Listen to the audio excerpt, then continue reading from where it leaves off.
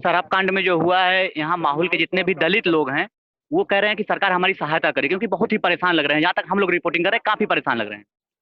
नहीं, ये बड़ा स्पष्ट हो गया है और आपने देखा भी होगा कि समाजवादी पार्टी के संरक्षण में जिस प्रकार ये अवैध चीजें चल रही थी, कार्रवाई हुई है और अभी कार्रवाई और आगे तक जाने वाली है।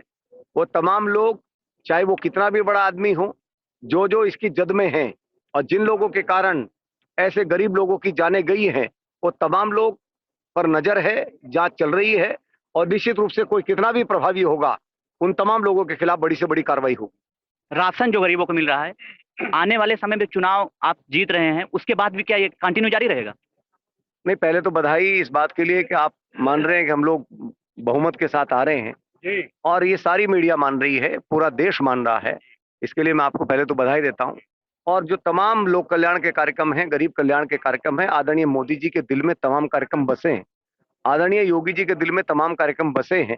और ये केवल पॉलिटिकल इवेंट नहीं है, ये सारे कार्यक्रम आप देखिए, 2014 से लेकर के 7 वर्षों में केंद्र सरकार ने जिस तरह के अभूतपूर्व काम किए हैं और उत्तर प्रदेश में 5 वर्षों में योगी आदित्यनाथ जी ने भूतपूर्व काम किए हैं, सब वर्गों को छू करके किए हैं। और आजमगढ़ को विश्वविद्यालय देने का काम, आजमगढ़ को पूर्वांचल एक्सप्रेसवे देने का काम, आजमगढ़ को एयर स्ट्रिप देने का काम, आजमगढ़ की सड़कें बनाने का काम, आजमगढ़ में पेंशन बनाने का काम, आजमगढ़ में गरीब कल्याण के कार्यक्रम कम बनाने का काम, आजमगढ़ में हजारों की संख्या में नए आवास बनाने का काम, ये सारे कार्यक्रम मोदी योगी जी के निर्देश पर आजमगढ़ में चले हैं।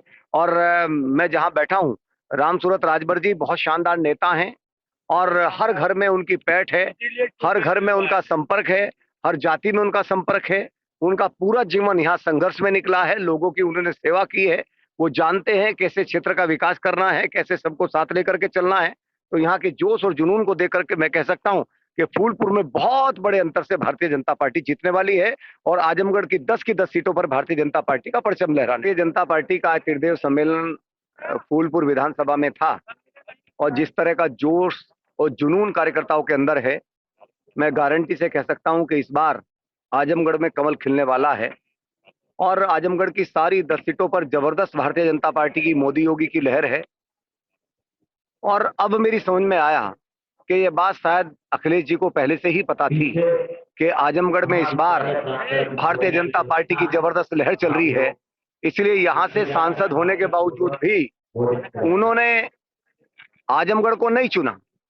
वो आजमगढ़ को छोड़ करके जाकर के दूसरी जगह से चुनाव लड़े। वो अलग बात है कि वहां हमारे वरिष्ठ नेता आदरणीय बघेल जी के सामने वो चुनाव नहीं लड़ पाए और वहां भी कठिनाइयों का सामना उन्हें करना पड़ रहा है। लेकिन आजमगढ़ में कमल खिल रहा है, ये अखिलेश जी को भी पहले से ही मालूम था। इसलिए चुनाव लड़ने के लिए उन्होंने आजमगढ़ को नहीं चुना। मंत्री जी, 4 चरणों में जो मतदान हुआ है अभी तक, क्या स्थिति रही, क्या लग रहा है? नहीं, मैं पश्चिम से आता हूं और वहां से पहले फेस में ही चुनाव लड़ करके आया हूं। चारों चरणों में जिस तरह की लहर भारतीय जनता पार्टी की है, और आपने अखिलेश जी की भाषा देखी होगी कि आज वो बोल कुछ रहे हैं, निकल कुछ रहा है।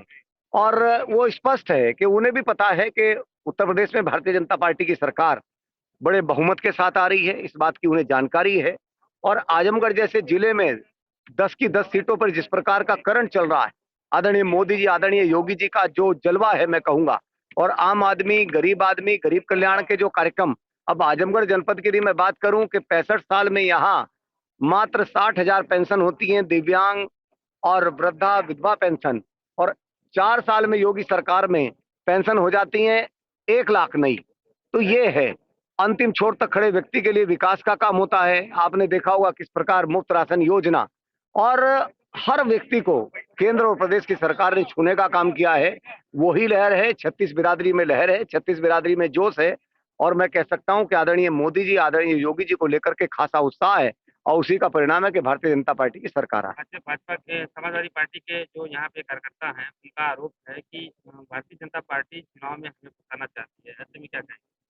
नहीं, ये सबको स्पष्ट है, आजमगढ़ का बच्चा बच्चा जानता है उनके कारनामों के बारे में, उनके कैसे कारनामे हैं, वो क्या करते हैं। और सबसे बड़ा प्रमाण पत्र होता है चरित्र प्रमाण पत्र, जनता के द्वारा बनाया हुआ। आजमगढ़ के किसी कोने में किसी बच्चे से पूछो कि उनका चरित्र प्रमाण पत्र क्या है, आजमगढ़ के लोग खुद बता देंगे, स्पष्ट हो जाएगा।